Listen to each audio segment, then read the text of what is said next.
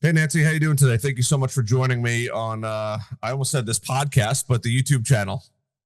Hey, Harrison, thank you so much for having me. So cool. Can you I will let you introduce yourself. I think you're going to be better at that than I am, but and you can give all of your accolades, awards, all that good stuff all in one foul swoop, just so people can get an idea of who you are, what you do and all that good stuff. There's too many accolades to list. No, I'm just kidding. I kid. No, so I'm Nancy Henriquez. I am the head of community for SuperOps. And before my role here at SuperOps, I'm gonna take my good friend Juan's line. I'm gonna say I was a MSP, or I acted as an MSP in a previous life. Fair enough. um, Yeah, no. So I started my IT career, let's 20 years ago, right out of high school. I interned for a local break fix shop, learned the business end of it before I dived into the technical side of things. And yeah, when I turned 22, I started my own company. Decided I could do it better on my own, and I grew that business for 8 years, exited it, and started a second MSP, which I say is the true MSP. And then I exited that in 2021. And then I went to work for, and I ran the MSP that acquired mine for about 2 years before I came here to SuperOps. So long history being an MSP, going through the gamuts of everything from, break fix to transitioning to the MSP model to going or transitioning then from the silver, gold, bronze type of packages to a single serving and everything from M&A and all of that. So I have a wide breadth of experience, I would say, within the MSP world. Yeah. And Love so it. that's what I get to do here now at SuperOps as head of community, is just talk to MSPs and be able to help in any way that I can through my experience or through resources and all of that. So Love yeah, it. it's great. Love it, love it, love it. Good. So, all right. So, for people watching, I mean, this is a I would like to consider an industry veteran for quite a while, and we're gonna dive into quite a few topics here.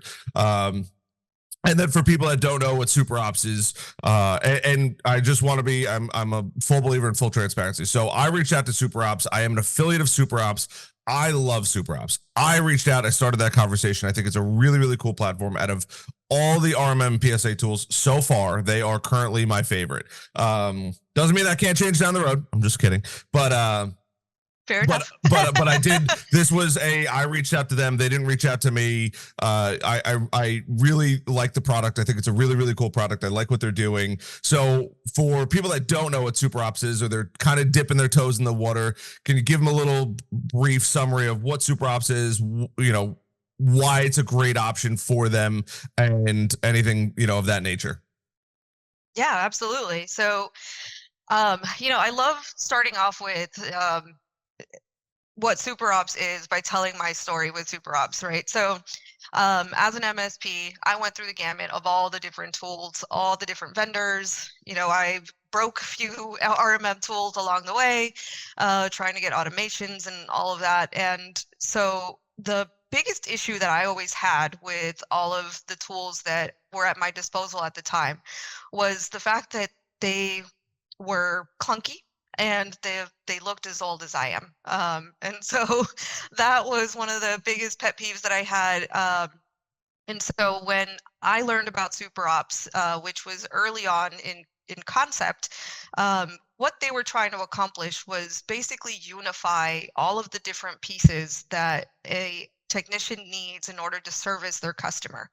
So everything from PSA, RMM, IT documentation, and project management is in one.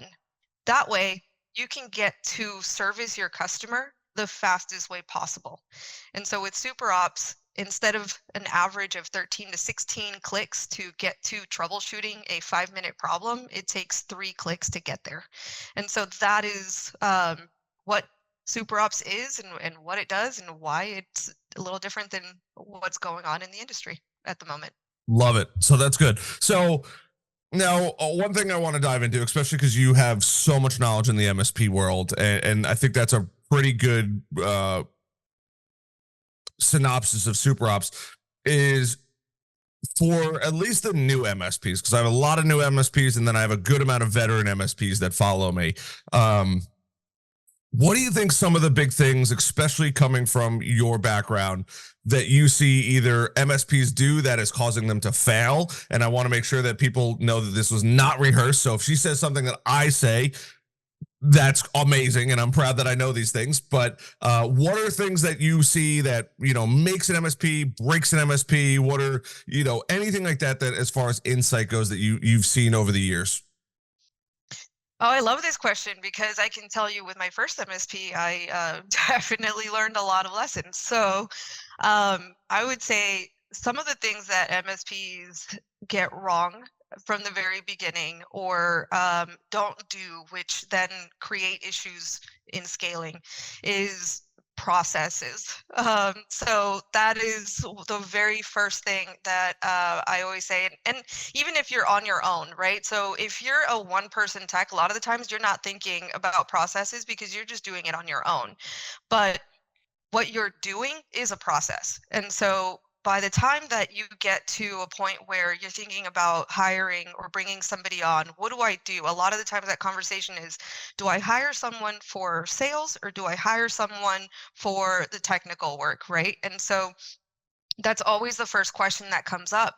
But at the end of the day, regardless of the position that you hire for, what you have to have is those processes, and having those processes clearly defined, and then being able to translate that over to whoever you do hire, whoever you do bring on, is crucial for maintaining your relationship with your customer. And that's at the end of the day, that is what matters the most, right? Is the relationship with the customer. 100%. Cool. So that's good. And then following that, right? And they're getting these processes in place, and they're bringing somebody on. What what do you see, right? Because I know a lot of people rely on me for information. What do you see as far as what are the differentiators or some of the differentiators, and what can separate one MSP from the pack, we'll call it, or make them really stand out? Because I think your tool is your weapon, right? But you got to be able to use it effectively, in my opinion. And that's why I reached out to you guys, because I think it's a really, really cool tool. I think what you guys can do is amazing. But other than the tool, how do you see people using it? All that good stuff. Yeah. So that's a great question and a great way to go about it. So one of the things that I think about is surgeons, right? Surgeons aren't using garden gloves in order to do a surgical procedure, right? They're using surgical gloves. But why? Because it gives them the flexibility that they need. It gives them the room that they need in order to move their hands properly. It gives them that stability that their hands need, whatever it may be that those tools give them in order for them to perform at their highest level. Um, you could say that with the knife, whatever it is, whatever that tool is, it has to fit, and Sure. it has to fit in just the right way to allow them to do their jobs in a way that they can perform at their best. And so that's one of the things that I think about when it comes to the tools that you put in place for your business. And so we're talking about processes, right? Now, once you have those processes down, the next thing is the tools that allow you to actually perform those processes in the best way possible. So that's the next step, right? And so as you scale, selecting the right tools that allow you to scale easily and quickly and be able to perform those processes in an efficient manner is the next step. And so I would say that is something that SuperOps does, because that is the core mission of SuperOps was, we wanted to be the platform to get MSPs to profitability the fastest. And what that means is that in order for MSPs to be profitable, they have to be efficient. So not only do they have to be efficient, but then that efficiency affects how their customers feel about them and their experience. So now you put on top what we call the superpower of an MSP, what would be their unique proposition, which every MSP has, and nobody ever really digs in deep enough to actually find it or talk about it within their brand, but everybody has that superpower. So once you combine all of those things, that becomes your brand, and that becomes how your customers feel about you, which then that becomes what customers go out and say about you, which reflects back to your sales and your referral program or anything along those lines when it comes to progressing your MSP. Gotcha. Cool. I love that. That is definitely something I preach. I'm a big fan of niching down. Find your dream customer, right? And it's just like SuperOps. You know, SuperOps is not going to go sell their software to somebody, a restaurant. That would be weird, right? They want to sell it to MSPs, and I recommend always MSPs to find a niche and find what you're really really good at and the perfect customer you can serve and build that dream package, because that is your value proposition, and I couldn't agree more with that. Now, as far as the market goes, RMMs, PSAs, what are things that MSPs are looking for in these tools? Whereas, SuperOps standing out? Who are, we could talk about other competitors here. I'm going to stir the pot a little bit, but who are other competitors coming in, that are trying to fight for a little bit of the pie here, all that good stuff. Yeah, no, I love it. I think we're definitely at a interesting point in time with, I would say, RMMs and PSAs, where the majority, yeah, I would dare to say the majority of MSPs are unhappy with their current platforms. They're unhappy with the fact that they have stopped developing them, or that they're unattached, or that they're just complex in so many ways. So they're not as easy to adopt or easy to migrate to. I mean, you name it. There's a bunch of complaints out there, right, about the way that the tool sets are today. And that's, something I felt as an MSP myself. Not just that, but then also there's this shift happening with MSPs coming to a point where they're understanding that they are the customer, right? So they need certain amount of love and support from vendors, and they are now starting to demand that and require that from the vendors that they are working with. And so I think that that's something that is starting to change where we are at in how we do business with these tool sets and with the vendors. And so SuperOps has been, I'm here for a reason, right? So like when I got the call about this opportunity, for me, the next question was, okay, being able to help MSPs is my passion, and that's something that I would want to do, but who is it for? That was my next question. That was crucial.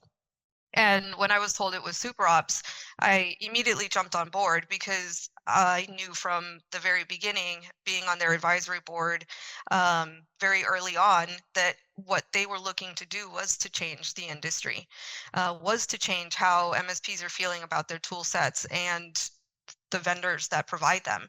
And so one of the it was 2 years of research and development, of talking to MSPs of different sizes, of in different places and different stages of maturity, to figure out what is it that is needed. And so what we found out was unifying these platforms is what everyone has been trying to do and saying that they have done, but it's unified in ways where there's something else needed to come in order to unify them, right? And so SuperOps decided, we're not going to do that. We're not going to cobble things. We're not going to go out and acquire other things. We're going to build from the ground up all together.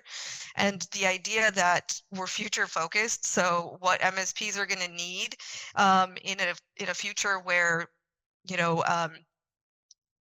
hiring technicians or finding talent is troubling. Well, we need AI in order to be able to help with that, to augment what we can do now and in the future.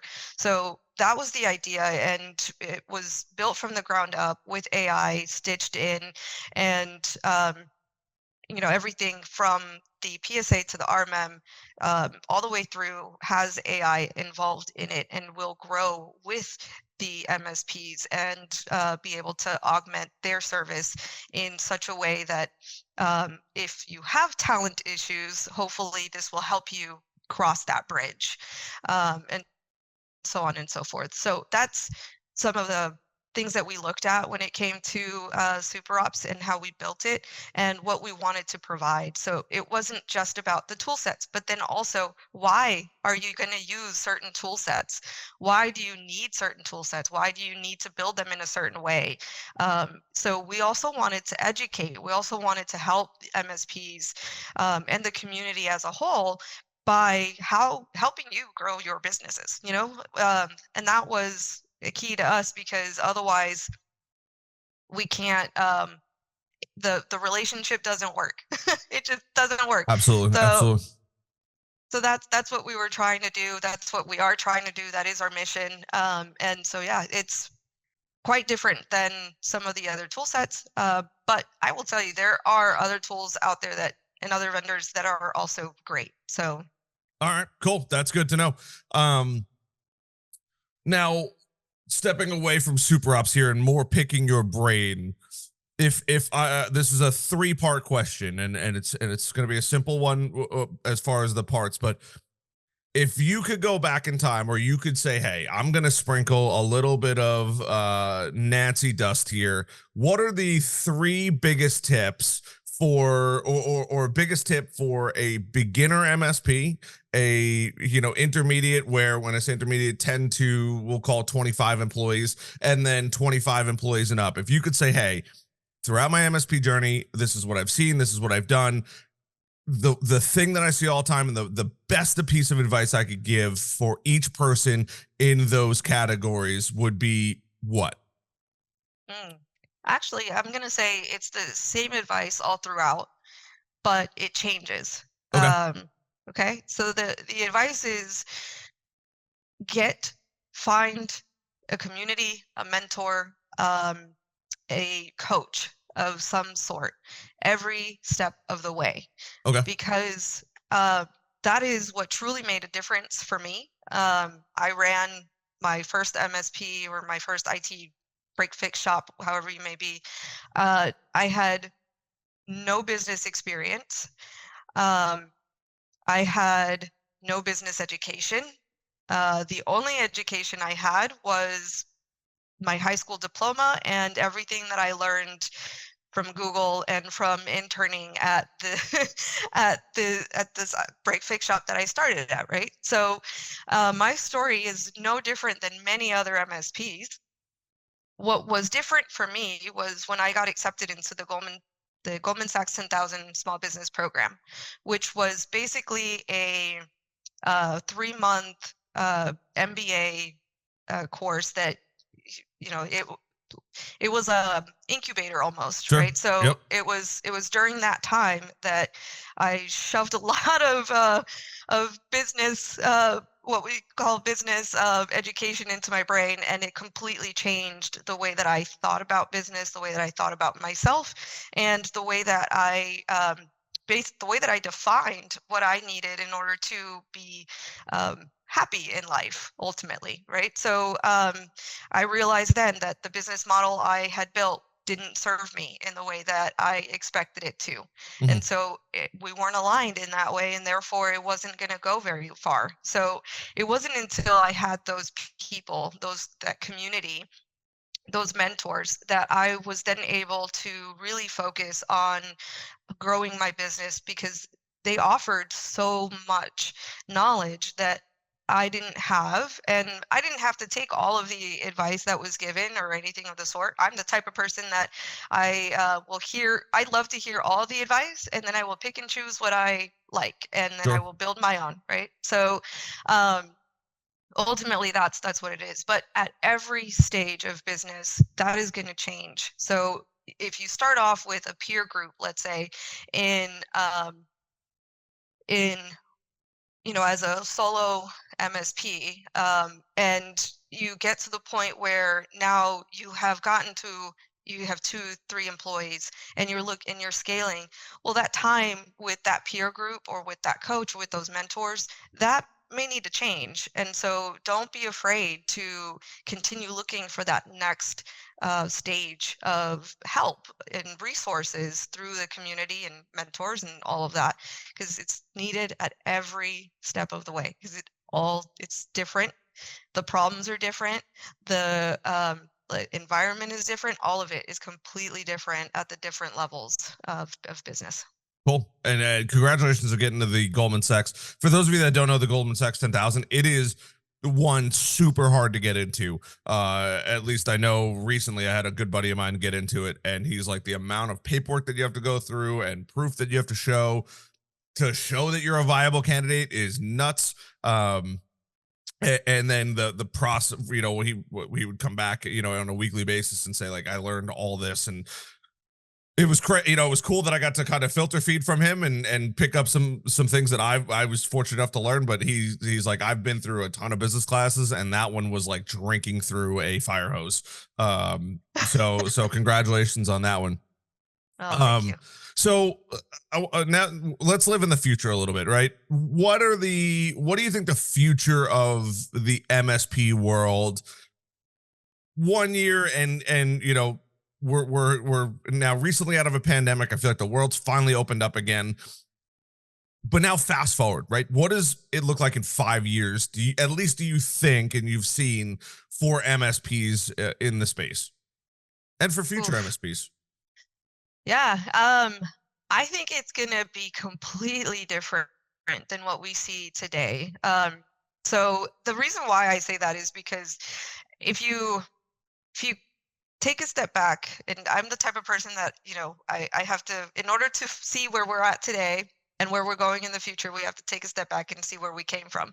So looking at where we've come from, MSP wasn't even a word in 2008 Sure. when I started my first business. Um, it it wasn't it wasn't really a thing until 5, 6 years later, when the term itself was being more adopted, and people started to realize, oh, this recurring revenue model, this is where that managed part comes from, right? So um, now we're at a point where we're looking at, not only managed services is now becoming a commodity because everybody and their mama is giving a flavor of MSP, from your ISPs to now we've got possibly some of the large manufacturers like HP coming into an MSP market, or some of those big players.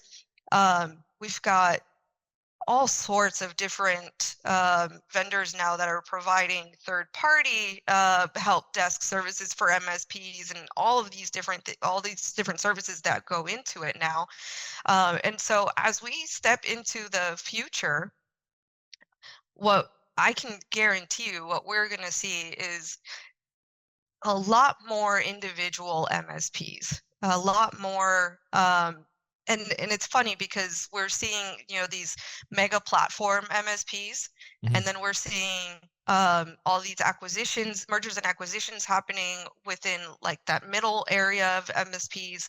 And then we have a lot of new MSPs that are coming up and starting to realize, hey, this is something that we can do, and we can do in a fast and efficient manner, and we can focus on the customer experience.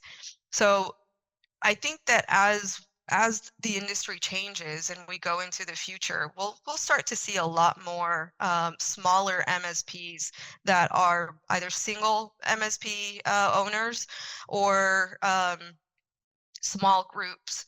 And the reason why I feel is because they're going to be able to keep a hold on their local communities and on the people that are wanting that personal touch. Um, And so in order for them to be able to really grow and become profitable and all of that, they're going to need all the tools to be as efficient as possible. So we're talking about AI being able to help in the sense of closing tickets for you, in auto remediations, in and when I start to say things like this, people start to get scared, like, oh my God, we're not going to need level 1 techs anymore. And it's like, well, maybe not for certain things, but definitely for other areas. So we're going to start focusing more on helping customers with their businesses and their business operations, and less so of what is the actual technology behind what they're using. And so as we get to that point, I think that those level 1 technicians are going to shift in what they're doing and be less of the mundane and like grunt work, less of the things that they hate, and focus more on, what is the software that you are needing within your business? Can we go research that for you and bring it back to you so that you understand how to leverage this software better for your business. And so I think that's where we're going to go. Yeah, long answer, but more so No, of that's good. That's good. That's great information. I like it. I think that's truly the answer, hopefully, that the viewers are looking for here. And then as we kind of wrap this up, I did say I was going to drop one nuke in here. So I gave you a little bit of time to prepare. By the way, I gave her no preparation at all. I wanted these to all be shooting from the hip, but when she did get on the Zoom call, I did say I was going to ask a big one, and that is a competing platform, but Kaseya 365. You can step out of the SuperOps shoes if you'd like. You can stay in them. What are your thoughts on it? I don't know how much you know about it. I'm still learning myself about it, but it's something the internet is, the internet's going crazy over, at least in the MSP world. What are your thoughts? What do you like? What do you not like? Is it groundbreaking? Is it just a different, a different bow on the same package? um yeah. I'm sorry. Let me yeah. So even though you told me you were going to give me this question, it's still like, okay, let me gather my thoughts here for a second. Sure, sure. Yeah, no, so I used to be a previous Kaseya customer. Okay. I pretty much had bought into their full package, Sure. because again, trying to get everything unified back in the day, that was the goal. Um, and I know that we were all expecting huge news. What MSPs have always wanted came from Fred at the end of last year, and so everybody was anticipating, what is it that MSPs? How are you going to tell us what MSPs have been wanting? Sure. And so when I did get the news, and I think that it is groundbreaking in a sense. Packaging services together is something that it's like, finally, right? Like, Sure. MSPs have been doing it. Why haven't the vendors been doing it? And that's something that as an MSP, I had continuously talked to my vendors about, because I continuously told them, if I have to be able to know every single line item of what I am including in my stack per customer, and having to keep track of all of that, and then putting it all in a bundle for my services is a nightmare to try and keep track of it on a financial standpoint. So that is groundbreaking. Like, we're going in a good direction. Ultimately, I feel like that's something that SuperOps did just natively, because Sure. that is how we built our service or our tools. But at the end of the day, if that pushes other vendors to start to look at, is that actually helpful for MSPs? Great, because I think that is going to be something that is helpful to all MSPs on a freaking bookkeeping type of way, it's going to help tremendously in that aspect. But was it like, was it what we were expecting from Kaseya? I don't know. I don't know. I'm Now, gonna look, leave it at that. it's a I don't viable know if it answer. really hit the mark, but I The think it's a market will great tell. step. You Yeah, know, exactly. It's a MSPs great will. step. Yeah, it's a great step into packaging tool sets for MSPs to help in that sense. And I feel like other vendors will follow suit, which Sure. is only good for MSPs. Sure. And I'll give my take on it too, because I know I had a lot of people asking me. And if you've made it this far, one, I hope you hit that like button, subscribe button, and also check out SuperOps. There will be a link down below. But I think, I wanted to wait till the end for this question, because I think, as much as, especially the people that I talk to, right, new MSPs, oh, there's all this competition, at the end of the day, as crazy as it sounds, competition is a really good thing. And I think that, whether you consider it groundbreaking or not groundbreaking, or bundling it is fantastic or not bundling it is fantastic, it drives two things, in my opinion. And thing number one is the market will dictate whether or not it's wanted, right? I know Kaseya spent a ton of money, allegedly $1 billion, on figuring this whole thing out. At least it's what I've read online.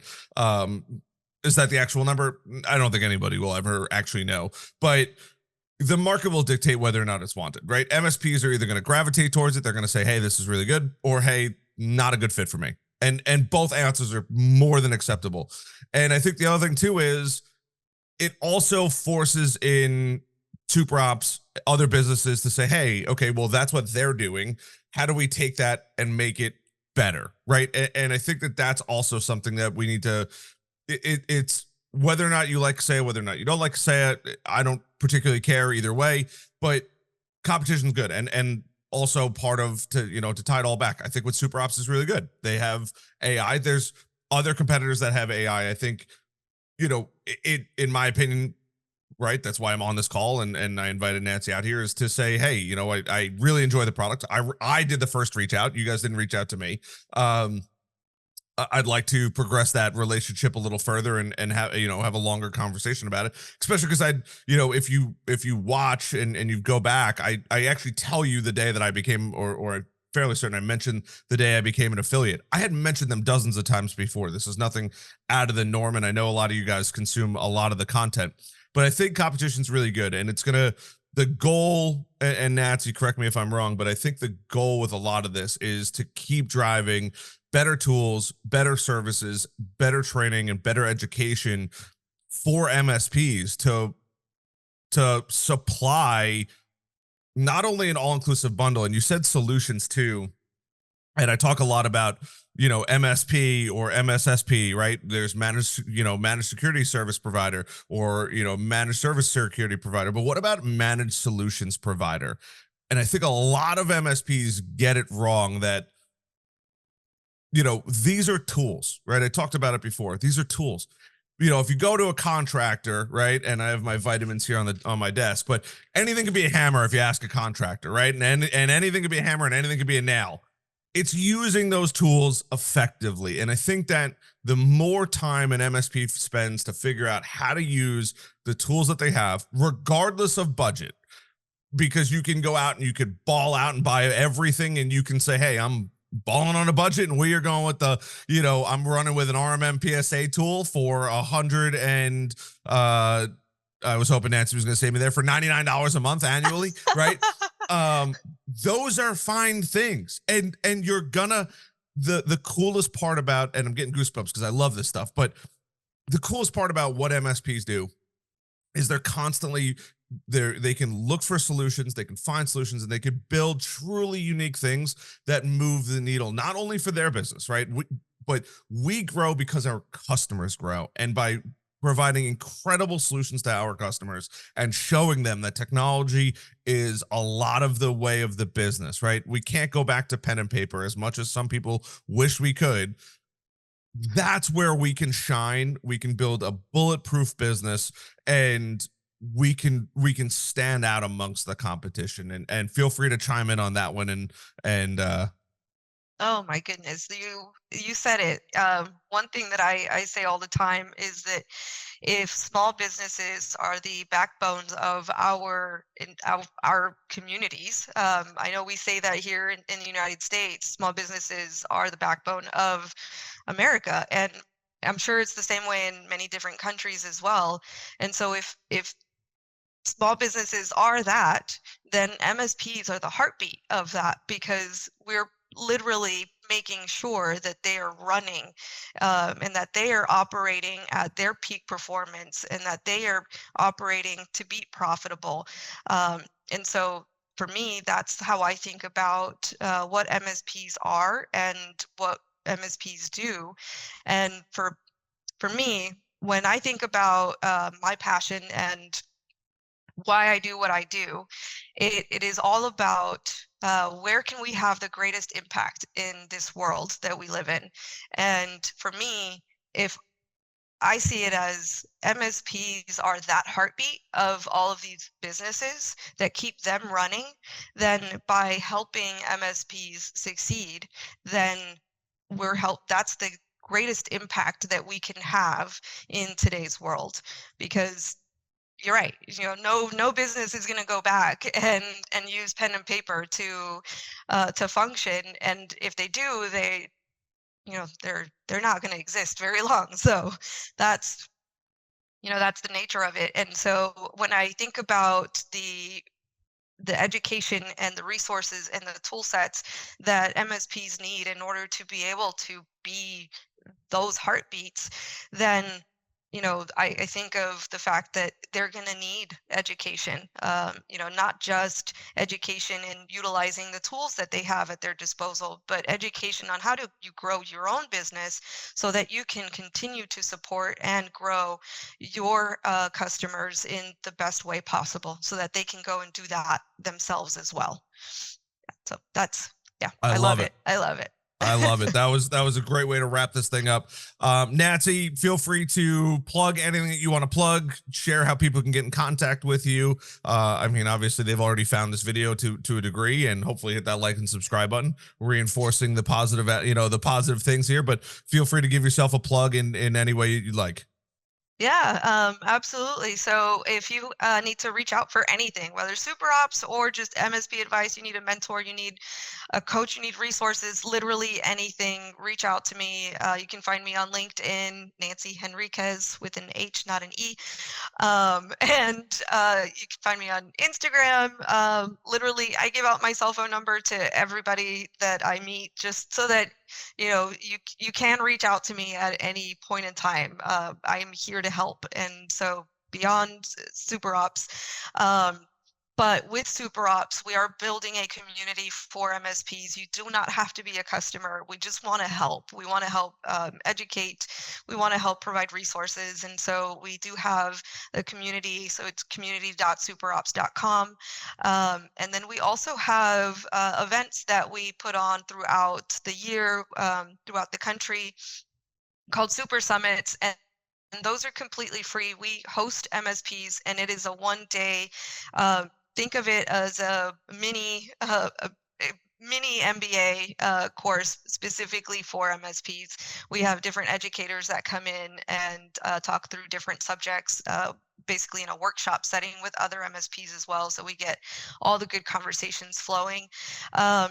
And we are filling up quickly. So go to supersummit.com and find the closest city to you or the best date that works for you. And, come and join us in one of those. We fly you out there, and then we have you stay, as well as cover all the food and fun as well, because we like to have fun. I love it. So I love it. Cool. And then if anyone is interested in actually seeing SuperOps and anything like that, reach out to Harrison. Harrison has the link for you, and yeah, we can go from there. There will be a link down in the description below to their stuff. I am an affiliate. I do get a small kickback. It does help the YouTube channel. But I'm happy to answer questions and all that kind of stuff as well. And I appreciate you guys for checking out this video. It means the world to me. As I always sign off, I love you guys. I will see you guys on the next video.